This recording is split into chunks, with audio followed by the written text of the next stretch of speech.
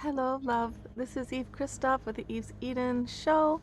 I'm here at Eve's Eden Sanctuary that I just created for myself. Oh, yeah.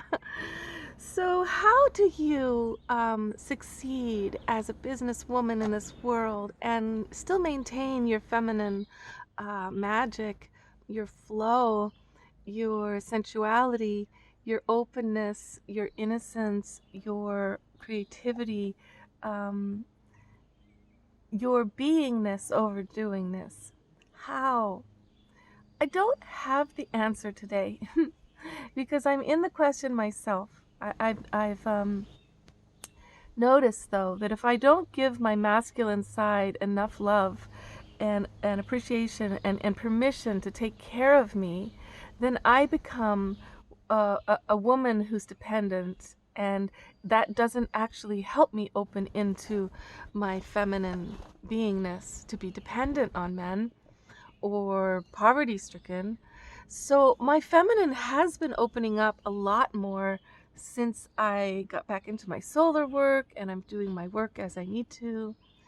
Um, but I did meet a friend recently whose wife has finally made it into the big leagues of the millionaires. And but when I see her and I watch her speak, she's so masculine to me, and I've noticed that they're not together anymore, and the way she talks is like a man boss, and he's said a long time ago he just stopped seeing her as sexual.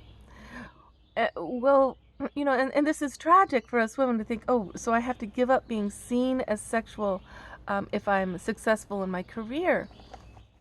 But I don't think that it's quite that. That's not the trade-off. You can be a millionaire as a woman. You can be a tycoon.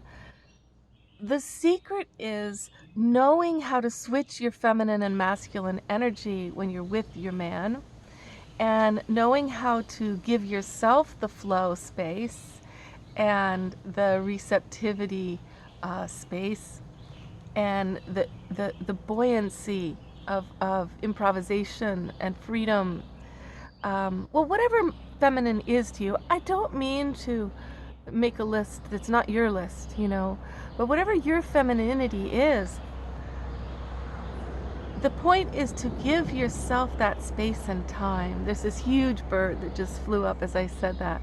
Let yourself fly up to the heights of your feminine love and joy for yourself, and be aware of it, that when you are really in your head, really in your logic, not connecting with spirit, no longer feeling there is any freedom or magic, and you're believing in the material world, that's our masculine side coming up with logistical answers, logistical ways, when the feminine knows there's a flow, there's a deeper spiritual energy moving through things, and she knows how to allow that energy to come and do things for her, to allow the whole flower to bloom, because it's a flower that blooms by the force of the radiant divine.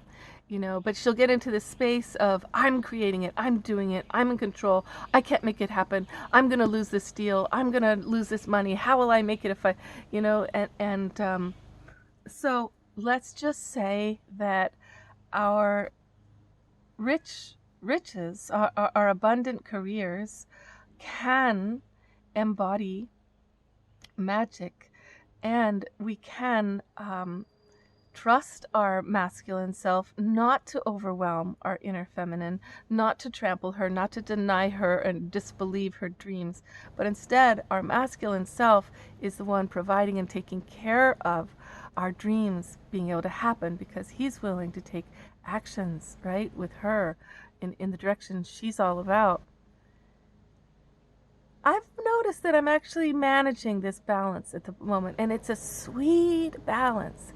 It's allowed me to create this camp here, my getaway, and it's allowed me to have the space for my creativity by just working like a couple hours a day on the money stuff. Just a couple hours a day, I'll do my solar work. and setting up my life really simple like this with a camper so that my bills are really small, so that my alignment is with my feminine values. So I'm saying I'd rather have more time to myself, to my art, to the joy with nature, with my family. That's more valuable to me. My beingness is more valuable to me than how fancy my house is. On the other hand, I want to maintain this beautiful life here, and I don't want to be dependent on anybody else. I need my freedom. And so I am willing to allow my own sacred masculine linear self to work enough and put aside my dreams, my creativity for enough hours that I am, not just taking care of my survival, but I'm thriving, right? So I wish this balance for you. I wish you to make peace with the two sides of yourself. And I wish for you, though, to put beingness more higher on your list than doing this, because we've got this idea that everything will be solved if I just overdo and I'm Superwoman or Superman. But then you'll never, it's how you get somewhere is what you get. So it's a reversal of priorities, okay? It's a reversal of what's most important. Find that heart space. What's in your heart that's most important? Okay, this is the Eve's Eden Show on YouTube. Many blessings to you. Let's continue the conversation.